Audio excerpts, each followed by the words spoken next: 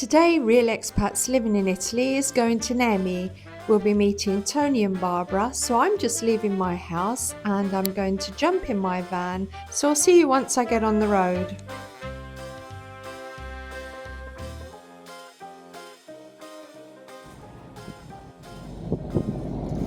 I love this road. Just going to go past Monte Artemisia, which according to Roberto Bellucci is the ancient Alba Longa. It's a bit cooler up here. It's lovely. Let's go meet them. Just coming up to the house in lovely residence just above the village.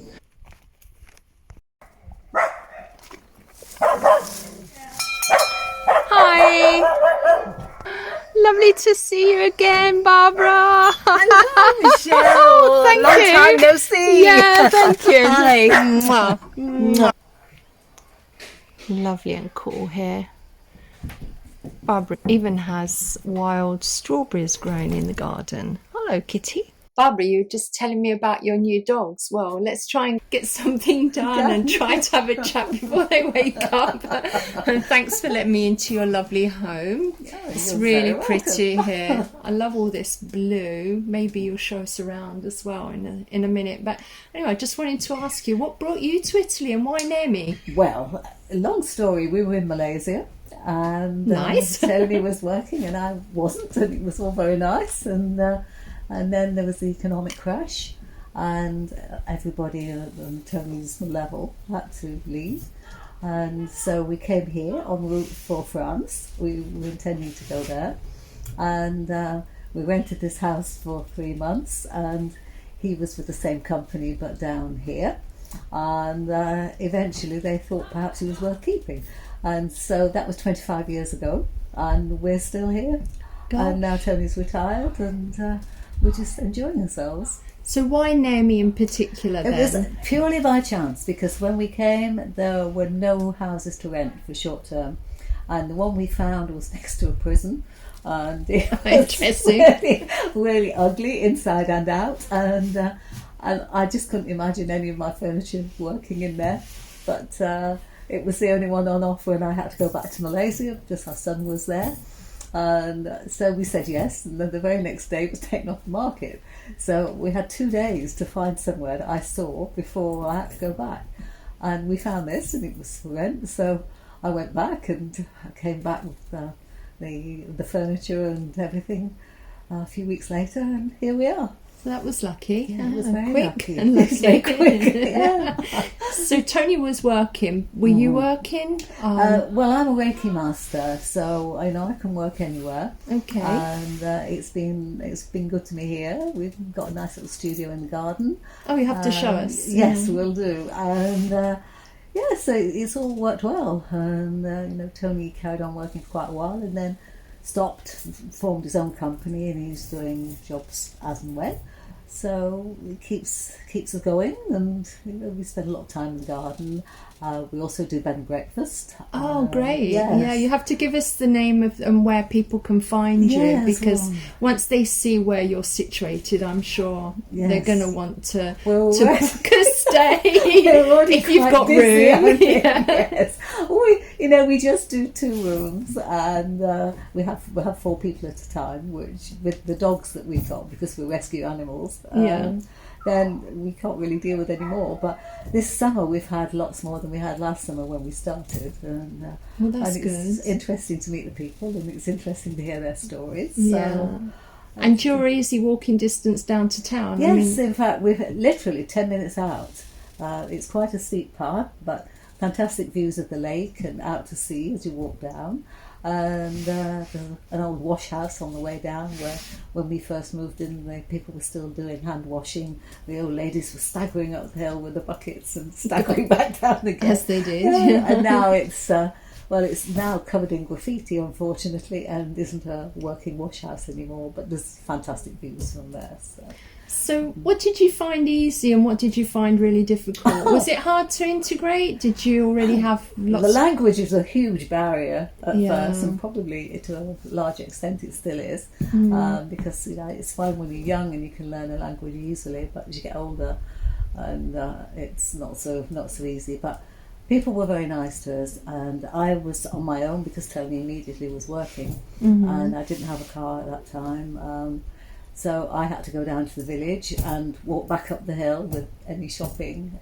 And the villagers were very, very kind to us and still are. So we've seen babies born and get married now. We've been here that long. Italians really are friendly, aren't they? Yeah. Sometimes a little bit nosy, maybe. Well, they're friendly. Yes, but I think what they don't actually know, they probably invent for you in any case. But the language was the number one barrier. Yeah. And I think the bureaucracy also.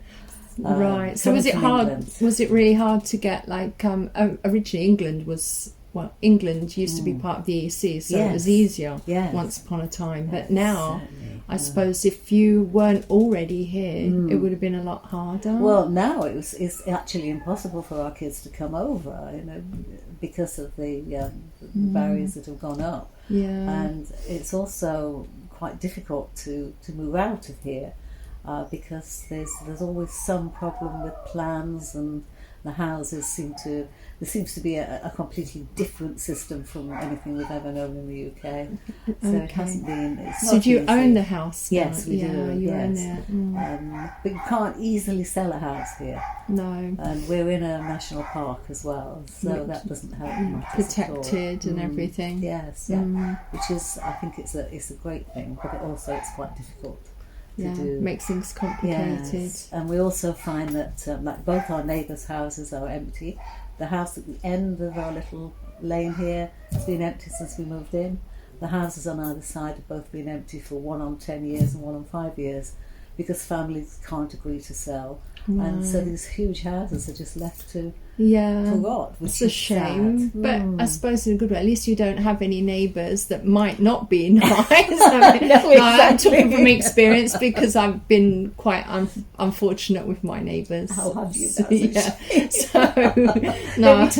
when you say I've got no neighbours in mine, I think, oh, that's great. I mean, it's great if you're entertaining, and you might make a bit more noise than you usually do, and this doesn't bother anybody.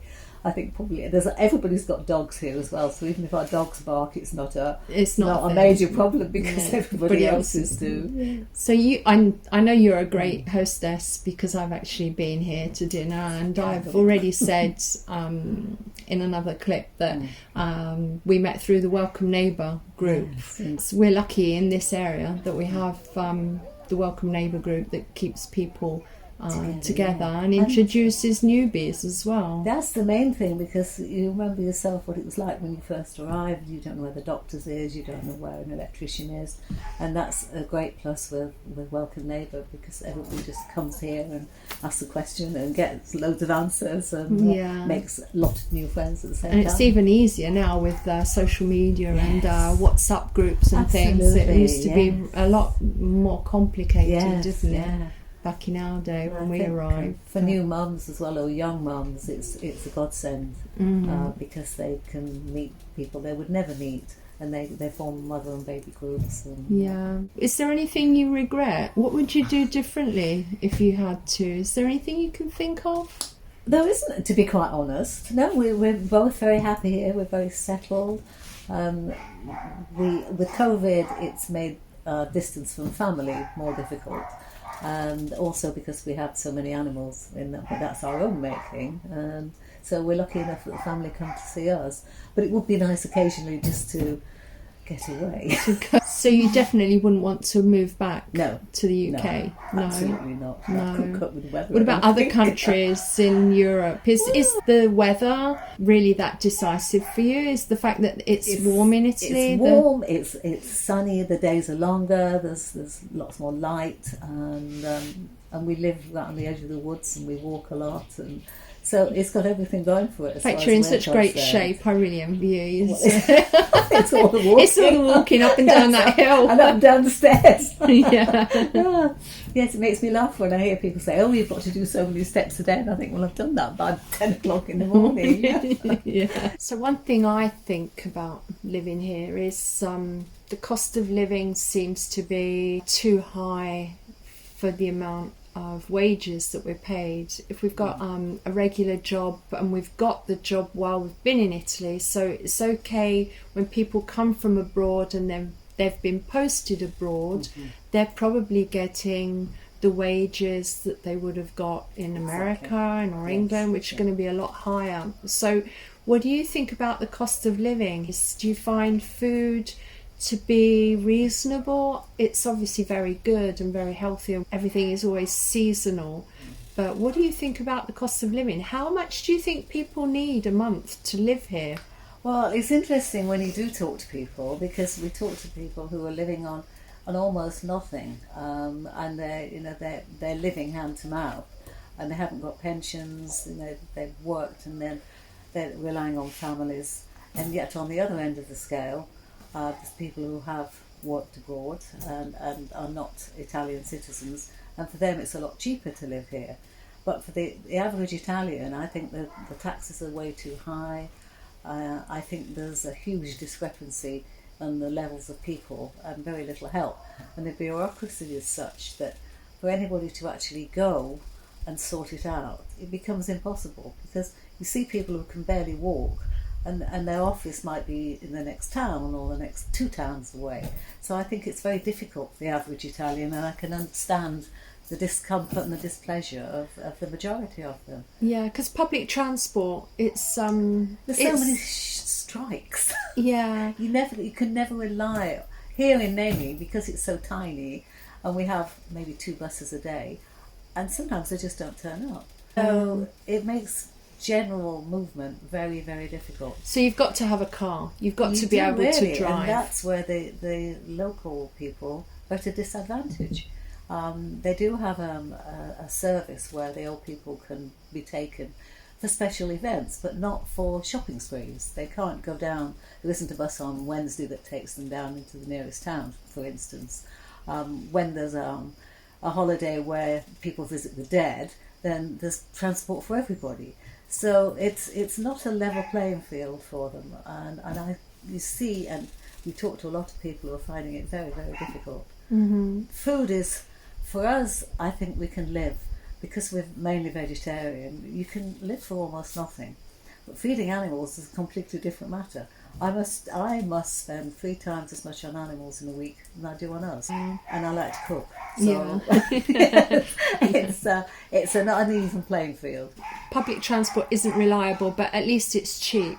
The trains, especially. I mean, you can go to Naples for under €10. In England, it costs you about €10 for 2 miles. No, exactly. Yeah. So I suppose the cons, equal out with the pros, and vice versa, depending on which country you compare it to. No, I agree. It's pretty expensive to live here. But what would you estimate that a couple would need just to break even and be able to afford petrol, to run a car and utilities? Well, I'm based, because I don't know the ins and outs of all the local finances, I can only base that answer on, I've got 2 friends who've lost their husbands recently, and obviously lost their incomes that have gone with that, and they're probably needing 2,000 to 3,000 a month to keep going, to run a car, to pay the electricity and the gas and all the other services, and that's in the summer. And there's a lot of people in the village who haven't got anything like that. No, I know. That sounds to me like 3 times an ordinary wage. Exactly. Yeah. So, like I say, if you've got 1,000, some people in the village, if they've got 1,000, they think they're rich. So it's an uneven playing. Because old age pension, I know. What are they? They're about €600 a month, I think, if you get one. If you get one, and if you get one too. And you do see people in the supermarkets who are buying, some potatoes and some bread, and that seems to be it. So I think the fact that the doctor's surgeries are always overflowing, it's dependent a lot on how much nutrition they get. And what about national health? I mean, the health service to me seems to be very good. They've saved me a couple of times, so I have no complaints about the national health, but maybe I've just been lucky. I don't think so, because we've known quite a few locals who have had quite serious situations, and they're brilliant, and we've had English friends who, unfortunately, we've had quite a few who've had cancer, And more than one have said to us, if you're going to have cancer anywhere, have it in Italy, because the care is second to none. But also having a friend who's recently had a hip replacement, the actual medical care and treatment is second to none. But that's it. You're given a nappy, whatever your age. You don't get a bed, no washing facilities if you're bedbound. Mm-hmm. So things that you take for granted in the UK, even in the best hospitals, are not available here. If you go to the top range of hospitals, yes, they are. But our local hospitals are probably you don't particularly want to get involved with. Right.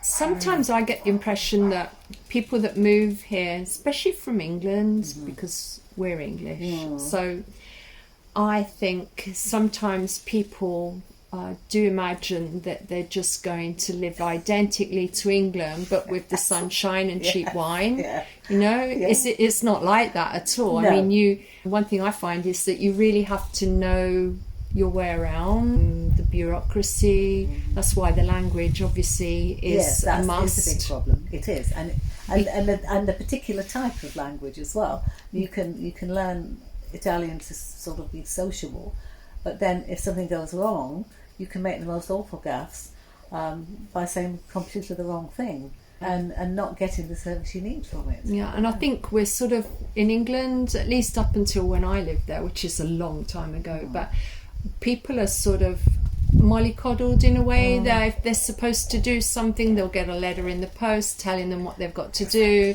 how much they've got to pay.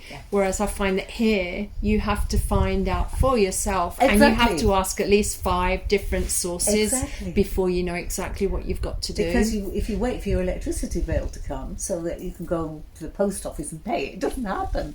And I think that's when we first came, we had bought a car, and the garage was in the process of winding down, and so we went in. We had to take cash with us. We couldn't pay by any other form, so we went in with all these notes, and they had to proceed to count them and pile them up on the desk. and they forgot to tell us about the bollo, the annual. So for the first annual tax, the first 11 years we were here, we didn't pay any tax. Oh my goodness! Yes, so that was our gaff when we got here. So you got away with a few years of that, because things after 7 years they're sort of archived. I suppose you got a fine for that. But somebody said, "How much is your bollo?" We said, "What's that?" What's the bollo? Yeah. So, well, haven't you paid it? No. Think about that.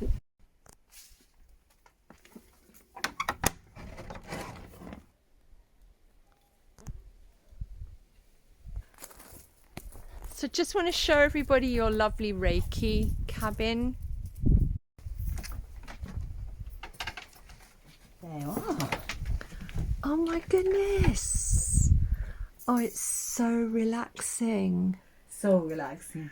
Oh, what a lovely atmosphere. Oh, it's gorgeous. It makes you want to whisper. Yes, it does. It's such a quiet place.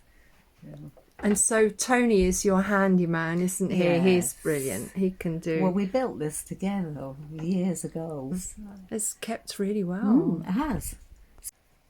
Just to show your lovely house. I love those colours. We've got a seating area here. I've just noticing this obelisk. Tell me about that. Go on. That's the ruins. And when we lived in Malaysia, we discovered Tony always thought there was no word to say "I love you," and so he's done "I love you" in Bahasa Malay in rooms on there. The hammock that goes in this bit here. This is where your wild strawberries grow, isn't it? It's all around the edge now. Vegetables. It's ideal to have a vegetable patch. Doesn't do very well because of the tree above it, but it's gone. But they ate those, so Tony. Naughty doggies. Look at their faces. Yeah. Look at Hello. them. So Aren't they sweet. sweet? Yeah, we're talking about you. Yes. We're talking about you. I'll Oops, come oops. closer then. It's going to come and lick my absolutely feet fine. again. Yes. Yes, we did say you were gorgeous, didn't we? Yeah, Yes, we did. lovely. It's not what I said. They wake up at 5 o'clock in the Oh, morning. worse than having a baby. It's worse. But I love this house. It is, it's gorgeous. It's got such a lovely atmosphere. Open the gates and take the barrier away from them. Only for a moment. Yeah, I think we've been nosy enough. That's just to give you an idea. Answer. Yeah, the thing that peeves me most about Italy, in a general sense, I suppose, the bureaucracy, which can be completely ridiculous and very dense. It's often quite difficult to do almost anything. And I can give you an example. The fact is that it's now virtually impossible to buy postage stamps. So you have to queue up at the post office, go through a lot of bureaucracy, fill forms out, and weigh the letter and all the rest of it so that they can then frank it. It can take you 15, 20 minutes to do that rather than just putting a stamp on and putting it in a letterbox. That's just an almost trivial example. But it's a general sense. Bureaucracy is a real problem to expats coming in because everything takes a lot longer than you would think. Main gripe is the bureaucracy. You can argue about the driving as well, but Italians generally are good at handling their cars, but they do take a rather aggressive stance in their driving. Everyone in the world is complaining about prices and in particular fuel prices, but energy of all sorts is expensive in Italy because they don't really have any indigenous sources of energy. So people can be surprised at the cost of heating a home or cost of electricity. So be careful if you're looking to buy a house to get some sort of assessment of what your bills are likely to be. Buying the house itself, the process is different from most countries because the contract is not overseen by a solicitor as such, but by a notary. So the notary has very few duties, although he has to do some checks. So there are a lot of pitfalls and a lot of detail. If you have friends here, then find somebody who can recommend a notary as being somebody who's trustworthy, and just be careful because there are things like there's a wonderful thing called hypotheca where somebody can sell a house but have a lot of bills, and if they then do a runner, you end up owing the bills. So you need to make sure that that's not the situation you're getting into. The way it works here is that if you agree on the sale, you do what's called a compromesso, which is effectively a compromise, where you pay an amount which can be anywhere between 10 and 30% of the price up front, and then you do all the searches and everything else afterwards. But if you back out, then you lose that money. So there are things like that. So get advice on buying a house, and if you know people out here, get some recommendations from who you should go to. Fundamentally, we're sort of country people. I've only once tried living in a big city, and it's just not me. So I like the fact that we get fairly clean air because we're reasonably high up. I mean, in English terms, we're 2,000 feet up here, so the air's clean. Very close to the forests, so there are a lot of walks. There's a lot of history in the area, a lot of archaeological things. The lake itself is very beautiful. And small villages generally, when you get to know the people, can be very friendly places to be. And, unlike the big city where people will walk over a dead body in the street, in a village like this, people tend to know what's going on. And it's very easy to make friends as long as you don't try and talk down to the locals and do your best, if you don't speak Italian, to communicate. And then you'll find that people are very friendly underneath. So I'm parked up and it's €4 for the whole day. So any van lifers out there, great place to park, and come with me, I'll show you where we are. It's really beautiful. So we're just walking up to the town. There's Genzano in the distance. Bandiera arancione means it's had a special award. Oh, it's nice and breezy. It's lovely and cool.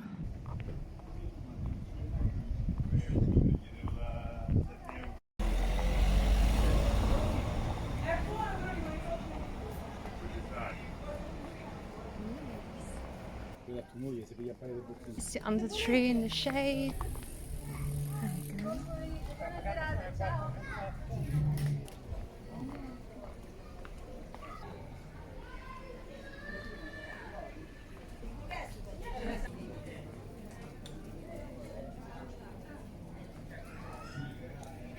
Porcini mushrooms.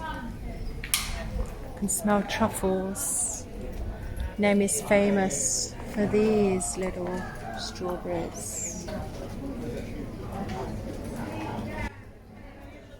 It rained a lot and the sun came out, so there are some types of mushrooms available now.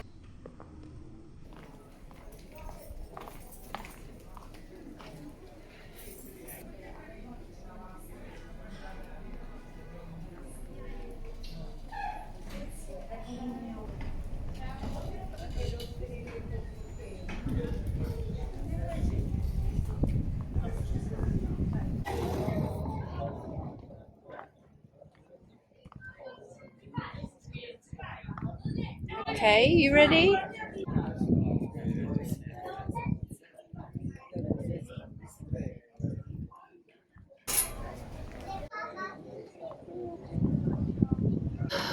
What do you think of that then? Diana's Mirror, the name locals give to Lake Nemi. I know from experience that these two bars are really expensive. I wouldn't say a tourist trap, but there are other places that are better value for money. Another great thing about Italy is the little festivals you get in all these small towns, obviously preparing for music for tonight. I wonder what's going on.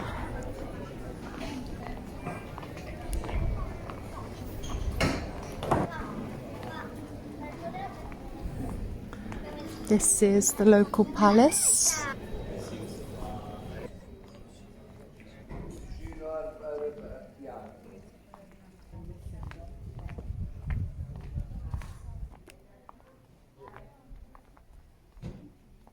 Tell you what, the bar's open. This bar only opens in the summer, so I think I'm going to go down and have something to drink.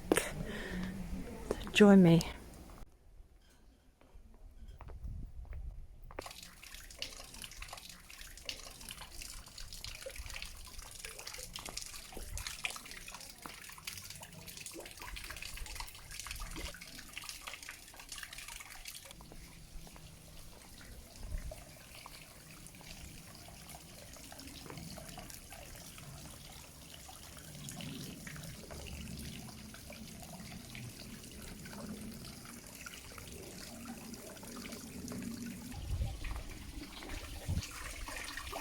It's a little way down.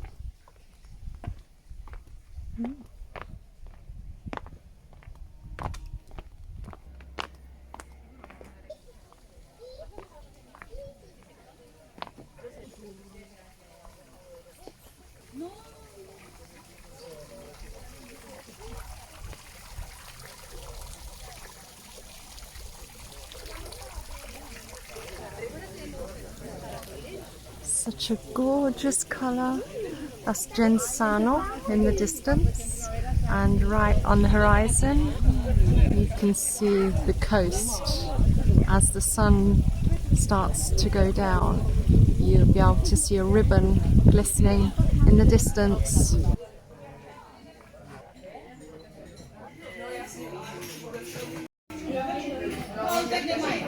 That's better value for money.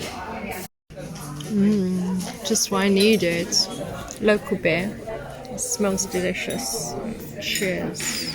The walk up is going to be a little bit harder, but it was delicious, and what a great way to round off the day. And it's a lovely afternoon up here in Nemi.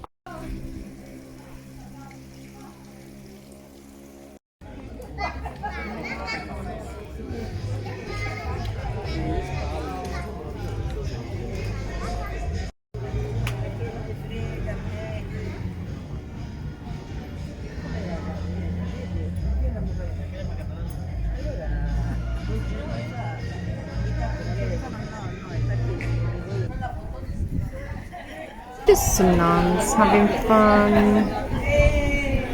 Just taking a selfie.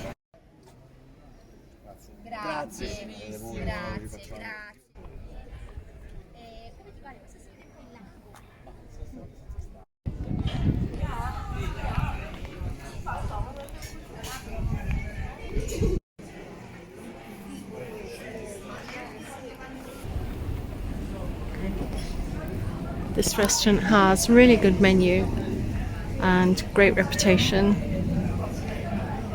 and that's the name of it.